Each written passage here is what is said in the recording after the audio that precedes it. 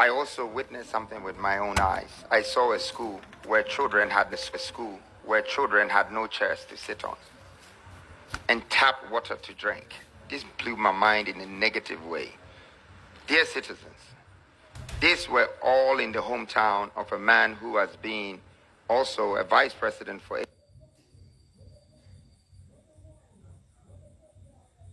8 years. He had been touted as the economic whiz kid. I believe that what I also saw in Tamale South constituency, I chanced on a community called Kadula, where we went to donate a borehole for people to get clean water to drink. This is where I met a kid that was fed, but that was for drinking. Right in my sight.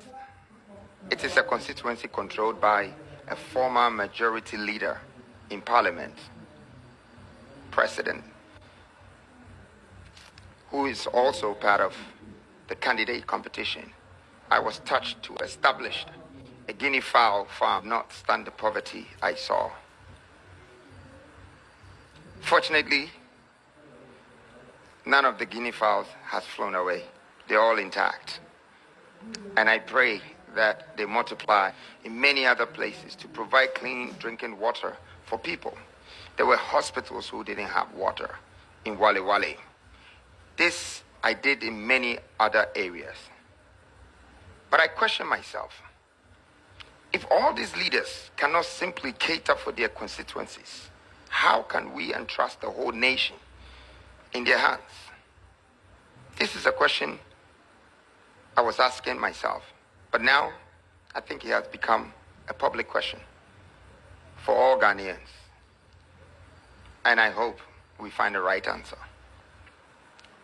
Here's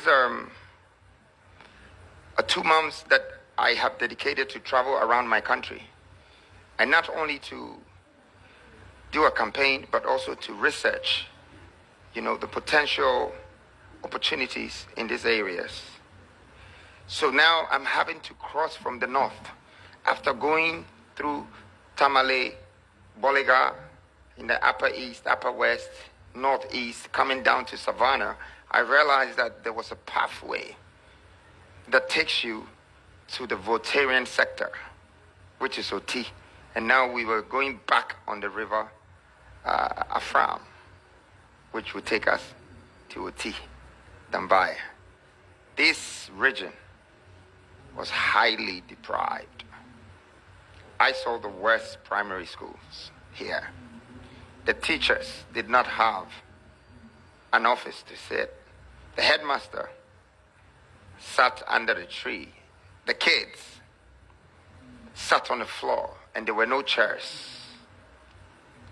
Now I wish that I have videos of this, and I would have loved Ghana to see this state. I don't know if it's so horrifying, reasons why my team is not showing, but this was very disturbing in Dambai. And the next day, we were going to campaign in the market, which was the largest market I've been. The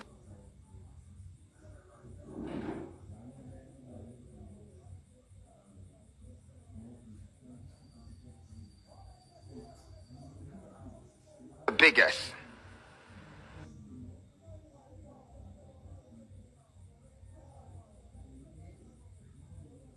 At this market, didn't have one shelter. Everybody sat under the sun. Everyone, single person. And the whole floor was dusty. But I looked in front of me and I saw a huge river, and I started to envision, why does this river have only one ferry? That people are coming from places like the Yam city and bringing food to Dambai. And all of a sudden, my anger kind of quenched my hunger for Dambai. I realized that this is a huge potential, a huge opportunity, that we can actually 12 ferries on the same river that can feed everywhere along the nation. I can see that there's the water showing. I'm sorry, this is actually Volta Lake, but I know the Afram water very well, and it sits right in front of a huge market, bigger than Makala and Kantamanto put together. And I was there, and I realized that these people have no choice but to actually try to dispose whatever food that is in the market in a space of 7 days, or else without manufacturing plants. Now I had to move from there after crossing from Dambai and visiting Jasikain and all the communities in these constituencies. And I asked myself, why did they separate Volta from Muti when they both have beautiful landscape and a water connecting, which is the lake and Afram? And it connects to more than 7 regions in the country. But yet, there is only one ferry that is feeding this nation. It makes me keep asking myself the question, what is Ghanaians doing? What do we call investment?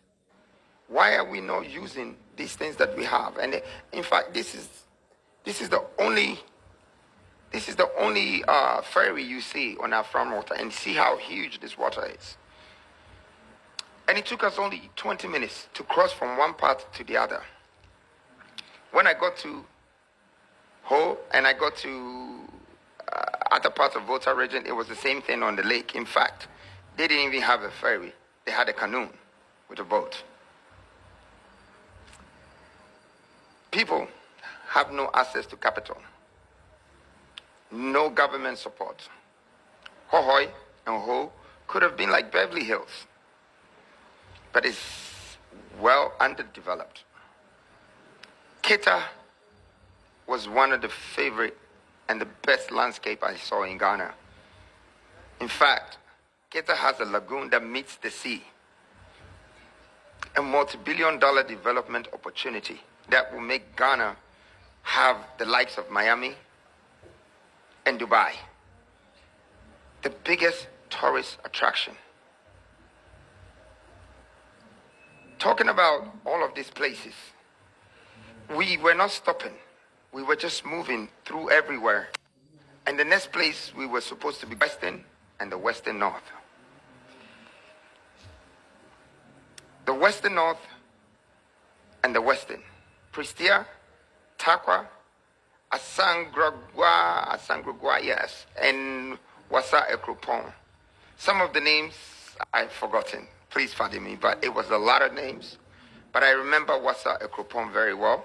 Prestia, we had over 5,000 youth, facing us, looking for opportunity, and they were expecting us. I can never, forget that very moment, how we were welcomed.